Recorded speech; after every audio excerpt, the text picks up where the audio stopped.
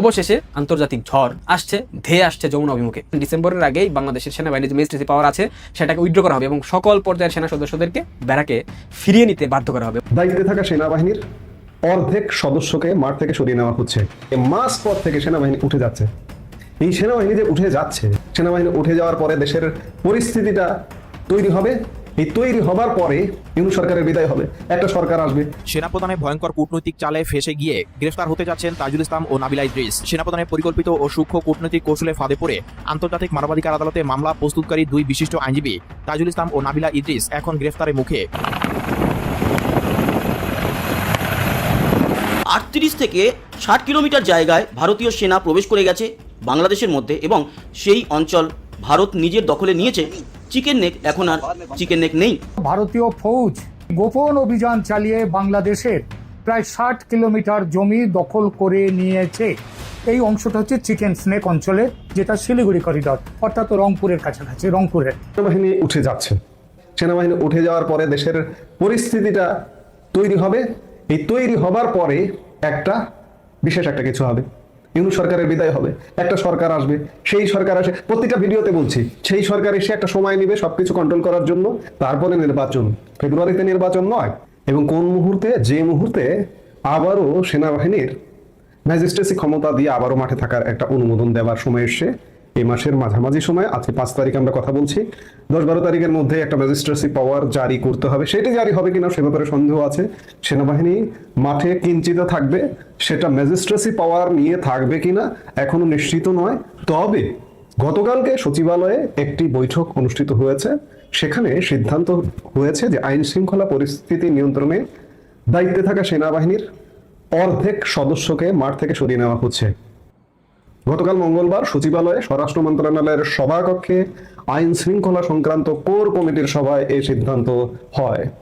আপনারা জানেন যে গত প্রায় 14 মাস 7 ধাপে 2 মাস করে বাড়িয়ে ম্যাজিস্ট্রেসি পাওয়ার নিয়ে সেনাবাহিনী মাঠে আছে।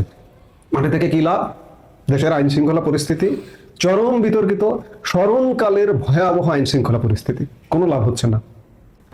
কোনো লাভ হচ্ছে না তখন সেনাবাহিনী ইতিমধ্যে দেশে বিদেশে চরম বিতর্কিত হয়ে পড়েছে। এমনকি বিতর্কের জায়গাটা এমন জায়গায় পৌঁছেছে যে আন্তর্জাতিক ভাবে যে সেনাবাহিনীর উপস্থিতি, জাতিসংঘ শান্তিরক্ষী মিশন, সেই শান্তিরক্ষী মিশন থেকে পর্যন্ত ফেরত আসছে। ইতিমধ্যে এই 25% সেনাবাহিনীর সদস্যদেরকে ফেরত পাঠানো হচ্ছে। সেনাবাহিনীর ভাবমূর্তি যদি দেশেই উজ্জ্বল না থাকে, তাহলে সেই সেনাবাহিনী বিদেশে কিভাবে ভাবমূর্তি উজ্জ্বল হবে? আরেকটি জিনিস, সেনাপ্রধান জেনারেল ওয়াকারুজ্জামানও চরম বিতর্কিত ভূমিকায় অবতীর্ণ হয়েছেন ইতিমধ্যেই। তিনি তার পূর্ণ মেয়াদ পূরণ করে যাবেন কিনা, যেতে পারবেন কিনা, সেই প্রশ্নও কিন্তু চারপাশ দিয়ে ঘুরপাক খাচ্ছে। গতকালকের সভায় বলা হয় বিশ্রাম ও নির্বাচনকালীন প্রশিক্ষণের জন্য অর্ধেক সদস্যকে আপাতত সরিয়ে নেওয়া হবে। বুধবার মানে আজকে থেকেই তা কার্যকর হবে। তাদের বিশ্রাম ও প্রশিক্ষণের পর আবার মাঠে পাঠিয়ে বাকিদের সরিয়ে নেওয়া হবে। সভায় উপস্থিত এক শীর্ষ কর্মকর্তা জানান, সদস্যদের বিশ্রাম ও নির্বাচনকালীন প্রশিক্ষণের জন্যই এমন সিদ্ধান্ত নেওয়া হয়েছে। এখন সেনাবাহিনী তাদের মতো করে সিদ্ধান্ত নেবে, প্রশাসনের মতো করে না, বেসামরিক প্রশাসনের নিয়ন্ত্রণে থেকে না, তাদের মতো করে সিদ্ধান্ত নেবে। যাই হোক, সেনাবাহিনী উঠে যাচ্ছে, সোজা কথা। এই মুহূর্তে সেনাবাহিনীর সদস্য 30,000 করে মাঠে ছিল। রোস্টার ডিউটি 31,000 উঠতো, 31,000 নামতো, এটি 10-12 হাজারে নেমে আসবে।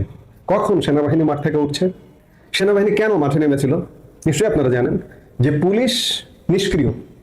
পুলিশ কি এখনো সক্রিয় হয়েছে? আইন শৃঙ্খলা পরিস্থিতির চরম অবনতি। আইন শৃঙ্খলা পরিস্থিতির কি উন্নতি হয়েছে? পুলিশও সক্রিয় হয়নি, আইন শৃঙ্খলা পরিস্থিতিরও উন্নতি হয়নি। কিন্তু এই অবস্থায়, এই জায়গা থেকে, মাঝ পথ থেকে সেনাবাহিনী উঠে যাচ্ছে। এই সেনাবাহিনী যে উঠে যাচ্ছে, এই উঠে যাবার পরে দেশে কি অবস্থা হবে এটাও একটু দেখা দরকার। এটা মাথায় রাখবেন যে বাংলাদেশের নাগরিকরা আজকে থেকে যতটুকু সতর্ক আছেন, সচেতন আছেন, আরো চরম সতর্কতা অবলম্বন করতে হবে আপনাকে। আপনার যান মাল নিরাপত্তার স্বার্থে, আপনার ভ্রমণ থেকে শুরু করে, রাত্রি জার্নি থেকে শুরু করে নানান ক্ষেত্রে আপনাকে চরম সতর্কতা অবলম্বন করতে হবে। সামনে কিছুদিন তো চরম একটা সহিংসতাপূর্ণ পরিবেশের মধ্যে দেশ ঢুকে যাচ্ছে, আমরা সেটা দেখতে পাচ্ছি। কারণ সেনাবাহিনী এই মুহূর্তে একটা ভরসার জায়গা ছিল, মানুষ যদিও কিছু হচ্ছে না কিন্তু তারপরেও একটা ভরসার জায়গা ছিল যে একটু দূরে সেনা ছাউনি আছে, ডাকলে হয়তো পাওয়া যাবে। কিন্তু এখন কিন্তু সেটি আপনি পাবেন না। 10-12 হাজার সেনা থাকবে, তাও ম্যাজিস্ট্রেসি পাওয়ার নিয়ে থাকবে কিনা গত 14 মাস যাবত যেভাবে আছে সে ব্যাপারে যথেষ্ট সন্দেহ সংশয় আছে। এটি 10-12 তারিখের দিকে বোঝা যাবে যে আবারও ম্যাজিস্ট্রেসি পাওয়ার নিয়ে 2 মাসের জন্য এটি জারি হলো কিনা। এমন সময় সেনাবাহিনী উঠিয়ে নেওয়া হচ্ছে যখন নির্বাচন কিন্তু ঘনিয়ে এসছে। তাহলে কি নির্বাচনটা হবে ভাই? আপনি কি মনে করেন? এই মুহূর্তে তো আইন শৃঙ্খলা পরিস্থিতি আরো টাইট রাখা দরকার, কিন্তু সেটি হচ্ছে না। সামনে বহুত খেলা আছে, খেলা অলরেডি প্রস্তুত, নানা রকম আলাপ আলোচনা শোনা যাচ্ছে। সেনাবাহিনী উঠে যাওয়ার পরে দেশের পরিস্থিতিটা তৈরি হবে, এই তৈরি হবার পরে বিশেষ একটা কিছু হবে। ইউনূস সরকারের বিদায় হবে, একটা সরকার আসবে, সেই সরকার আসে, প্রতিটা ভিডিওতে বলছি, সেই সরকার এসে একটা সময় নেবে সবকিছু কন্ট্রোল করার জন্য, তারপরে নির্বাচন। ফেব্রুয়ারিতে নির্বাচন নয়, 1 বছর, কমপক্ষে 1 বছর সময় লাগবে। এখনকার মূল কথা হচ্ছে সেনাবাহিনী উঠে যাচ্ছে, এটা হচ্ছে বড় কথা, এবং এটা সুখের কথা না, এটা দুঃখের কথা। বাংলাদেশের বহু জানমালের ক্ষতি হবে আগামী কিছুদিন, সেটা দেখতে পাচ্ছি। কিন্তু দেখতে পেয়েও দেশি বিদেশি নানান চাপে সেনাবাহিনী উঠে যাচ্ছে। এবং এই যে 3 বাহিনী প্রধান যে কদিন আগে মোহাম্মদ ইউনূসের সাথে দেখা করলেন, এই দেখা করবার অন্যতম একটি বার্তাও ছিল যে সশস্ত্র বাহিনী মাঠে এভাবে থাকতে পারে না, দীর্ঘদিন বছরের অধিক হয়ে গেছে। কাজেই সেনাবাহিনী এখন উঠে যাবে এবং পর্যায়ক্রমে পুরোটাই উঠে যেতে পারে। চূড়ান্ত একটা মৎসান্ময়, একটা অরাজকতাপূর্ণ বাংলাদেশের দিকে আমরা যাচ্ছি, কিন্তু রেডি থাকতে হবে, সবার প্রস্তুত থাকতে হবে। এবং এই অরাজকতার পরেই আর একটা ব্যাপক ম্যাসাকারের পরেই বাংলাদেশ শান্ত হবে, এবং সেই শান্ত বাংলাদেশে একটা নির্বাচন হবে, এবং নির্বাচন হয়ে বাংলাদেশের জনগণ যাকে চায় একটা যৌক্তিক পক্ষকে নির্বাচিত করে ক্ষমতার মসনদে পাঠাবে। সময় আসন্ন, চলে আসছে। সেনাপ্রধানের ভয়ঙ্কর কূটনৈতিক চালে ফেসে গিয়ে গ্রেফতার হতে যাচ্ছেন তাজুল ইসলাম ও নাবিলা ইদ্রিস। দেশের রাজনৈতিক অঙ্গনে নতুন এক চাঞ্চল্য সৃষ্টি করেছে সেনাপ্রধান জেনারেল ওয়াকারুজ্জামানের সর্বশেষ কূটনৈতিক পদক্ষেপ। একাধিক সূত্রের তথ্যমতে সেনাপ্রধানের পরিকল্পিত ও সূক্ষ্ম কূটনৈতিক কৌশলের ফাঁদে পড়ে আন্তর্জাতিক মানবাধিকার আদালতে মামলা প্রস্তুতকারী 2 বিশিষ্ট আইনজীবী তাজুল ইসলাম ও নাবিলা ইদ্রিস এখন গ্রেফতারের মুখে। গত কয়েক মাস ধরে আন্তর্জাতিক মহলে আলোচনা ছিল সেনাপ্রধান ওয়াকারুজ্জামানের নেতৃত্বাধীন সরকারের মানবাধিকার ইস্যু। একাধিক রাজনৈতিক কর্মী ও সাংবাদিকের নিখোঁজ এবং সামরিক প্রভাব বিস্তারের অভিযোগে দেশীয় ও আন্তর্জাতিক গণমাধ্যমে ব্যাপক সমালোচনা চলছিল। এই প্রেক্ষাপটে মানবাধিকার লঙ্ঘনের প্রমাণ সংগ্রহ ও আন্তর্জাতিক ট্রাইব্যুনালে মামলা দায়েরের উদ্যোগ নেন খ্যাতনামা মানবাধিকার আইনজীবী ব্যারিস্টার তাজুল ইসলাম ও তার সহযোগী নাবিলা ইদ্রিস। তারা লন্ডন, জেনেভা ও হেগে একাধিক বৈঠক করেন এবং বেশ কিছু নথিপত্র আন্তর্জাতিক সংস্থার কাছে জমা দেওয়ার প্রস্তুতি নিচ্ছিলেন বলে জানা যায়। তবে কূটনৈতিক মহলে এখন আলোচনায় এক ভিন্ন খবর। সরকারি ঘনিষ্ঠ সূত্রের দাবি, সেনাপ্রধান ওয়াকারুজ্জামান নীরবে একাধিক দেশের গোয়েন্দা সংস্থার সঙ্গে যোগাযোগ স্থাপন করেন এবং জাতীয় নিরাপত্তা বিষয়টি সামনে এনে এই 2 আইনজীবীর বিরুদ্ধে তথ্য ফাঁস, বিদেশি তহবিল গ্রহণ ও রাষ্ট্রবিরোধী কর্মকাণ্ডে জড়িত থাকার অভিযোগ তোলেন। এরই মধ্যে একটি গোপন সমঝোতা চুক্তি স্বাক্ষরিত হয়েছে বলে জানা গেছে, যার আওতায় পশ্চিমা একটি দেশ বাংলাদেশ সরকারের অনুরোধে তথ্য বিনিময় ও সহযোগিতায় রাজি হয়েছে। এর ফলে তাজুল ইসলাম ও নাবিলা ইদ্রিসের বিদেশি অ্যাকাউন্ট, যোগাযোগ নথি ও ভ্রমণ ইতিহাস এখন তদন্তের আওতায় এসেছে। এক অনলাইন সংবাদ মাধ্যমে দেওয়া সংক্ষিপ্ত বিবৃতিতে ব্যারিস্টার তাজুল ইসলাম জানিয়েছেন, আমি এবং আমার সহকর্মী নাবিলা ইদ্রিস শুধু আইনগত পথে ন্যায়ের জন্য কাজ করছি। যদি আমাদের গ্রেফতার করা হয় সেটি হবে আইনের নয়, ক্ষমতার অপব্যবহারের নজির। নাবিলা ইদ্রিস সামাজিক যোগাযোগ মাধ্যম এক পোস্টে লিখেছেন, আমরা ভয় পাই না।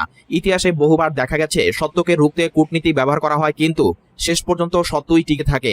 প্রতিরক্ষা মন্ত্রণালয়ের একজন মুখপাত্র বলেছেন, সেনাপ্রধান কোনো ব্যক্তিগত উদ্যোগ নিচ্ছেন না, বরং আন্তর্জাতিক সহযোগিতার মাধ্যমে রাষ্ট্রের মর্যাদা রক্ষার চেষ্টা করছেন। তিনি আরো বলেন, যদি কেউ বিদেশি স্বার্থে দেশের গোপন তথ্য ব্যবহার করে সেটি আইনগত অপরাধ, আইনের শাসন সবার জন্য সমান। অন্যদিকে পররাষ্ট্র মন্ত্রণালয় জানিয়েছে, বাংলাদেশের কূটনৈতিক সম্পর্ক রক্ষার স্বার্থে চলমান তদন্ত নিয়ে মন্তব্য করা এখনই ঠিক হবে না। রাজনৈতিক বিশ্লেষকদের মতে এটি বাংলাদেশের সাম্প্রতিক ইতিহাসের অন্যতম সূক্ষ্ম কূটনৈতিক কৌশল। একদিকে সেনাপ্রধান আন্তর্জাতিক মঞ্চে নিজেকে সংযত ও সহযোগিতাপূর্ণ নেতা হিসেবে উপস্থাপন করছেন, অন্যদিকে দেশের ভিতরে বিরোধী কণ্ঠগুলোকে চাপে রাখছেন। বর্তমানে তাজুল ইসলাম ও নাবিলা ইদ্রিসের পাসপোর্ট, ট্রাভেল রেস্ট্রিকশন আরোপের প্রক্রিয়া চলছে বলে জানা গেছে। যদি অভিযোগের প্রাথমিক প্রমাণ মিলে তাহলে তারা আগামী সপ্তাহের মধ্যে আনুষ্ঠানিকভাবে গ্রেফতার হতে পারেন। অন্যদিকে আইনজীবী মহল ও নাগরিক সমাজ এই ঘটনায় গভীর উদ্বেগ প্রকাশ করেছে। তাদের মতে এটি দেশের বিচার ব্যবস্থার স্বাধীনতা ও মত প্রকাশের স্বাধীনতার জন্য একটি গুরুতর পরীক্ষা। সেনাপ্রধান ওয়াকারুজ্জামানের এই কূটনৈতিক চাল নিঃসন্দেহে বাংলাদেশের রাজনৈতিক ইতিহাসে একটি নতুন অধ্যায় রচনা করেছে। এটি কেবল 2 আইনজীবীর ভবিষ্যৎকেই নয়, বরং দেশের আন্তর্জাতিক অবস্থানকেও গভীরভাবে প্রভাবিত করতে পারে।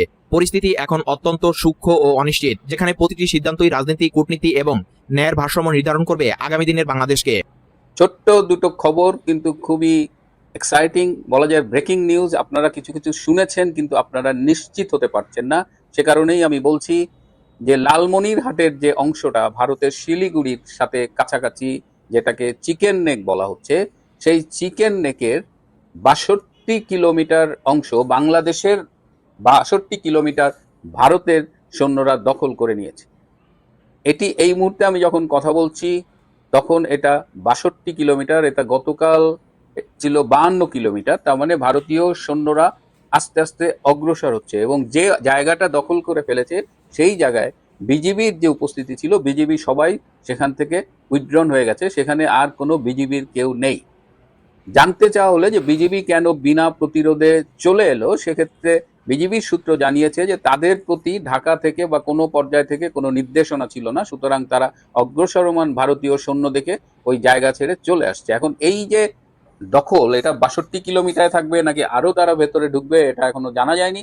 তবে বাংলাদেশের এই যে ভারত দখল করেছে, তার বাংলাদেশ সরকার কি করছে, ইউনূস কি করছে, আমি যতদূর জানলাম যে তারা এখন বিভিন্ন চ্যানেলে চেষ্টা করছে, ভারতের হাত পা ধরছে যে এই কাজটা না করুক, তারা যেন আবার ফিরে যায়, বাংলাদেশের জায়গাটা ফিরিয়ে দেয় এবং তারা যেন ভারতের সীমানায় ফিরে যায়। ভারতের কর্তৃপক্ষের কাছে বাংলাদেশ হাত পা ধরে কান্নাকাটি করছে বলা যায়, যেহেতু আমাদের 50 লাখ শূন্য সেই জামাতের তাহেরের আমরা 4 দিনে কলকাতা দখল করি, আমাদের রাওয়ার সেই হুমকি ধামকি এখন তাদের খুব দরকার হয়ে পড়েছে। কারণ ভারত এই যে 62 কিলোমিটার, এটা যখন অন ইয়ার যাবে তখন এটা কত কিলোমিটার হবে, 65 বা 70 আমি জানি না, কিন্তু আমাদের যারা ভারত বিরোধী সেই সৈনিকেরা ছিল এবং rava please act very quickly and save our land, এই জায়গাটায় এখন মানে আমরা তো কথা বলার সময় হুঁশ রাখি না, কিন্তু এখন কান্নাকাটি পড়ে গেছে। বাংলাদেশের সরকারের প্রতিনিধিরা হাত পা ধরতেছে হোয়াট এভার। আরেকটা ছোট্ট খবর, আপনারা জানেন যে বর্তমানে মালয়েশিয়ায় অবস্থানরত একজন ইসলামী বক্তা জাকির নায়েক, তাকে খুব ঘটা করে বাংলাদেশে আনতে চেয়েছিল এবং তিনি আসবেন, যে কোনো করেই তাকে আনা হবে, কিন্তু সেখান থেকে ডক্টর ইউনূস সরকার আবার পিছু হটেছেন। কেন পিছু হটেছেন? কারণ আপনারা জানেন যে ভারতীয় সরকারের মুখপাত্র রণধীর জয়সওয়াল তিনি বলেছেন যে জাকির নায়েক, যেহেতু জাকির নায়েক কিন্তু ভারতে ওয়ান্টেড, তাকে পাইলেই গ্রেপ্তার করে বিচারের আওতায় নেওয়া হবে। বলা হয়েছে যে জাকির নায়েক যদি বাংলাদেশে আসে তাহলে বাংলাদেশ সরকার যেন জাকির নায়েককে ভারতের হাতে তুলে দেয়। এটা যে রণধীর জয়সওয়াল মুখে বলেছে তা না, পররাষ্ট্র মন্ত্রণালয়ের কাছে ভারতের পক্ষ থেকে লিখিতভাবে জানানো হয়েছে এবং বলা হয়েছে জাকির নায়েক বাংলাদেশে আসলে তাকে যেন ভারতীয় সরকারের হাতে তুলে দেওয়া হয়, আর যদি তুলে না দেওয়া হয় তাহলে ভারত প্রয়োজনে নিজেরাই জাকির নায়েককে বাংলাদেশ থেকে নিয়ে যাবে।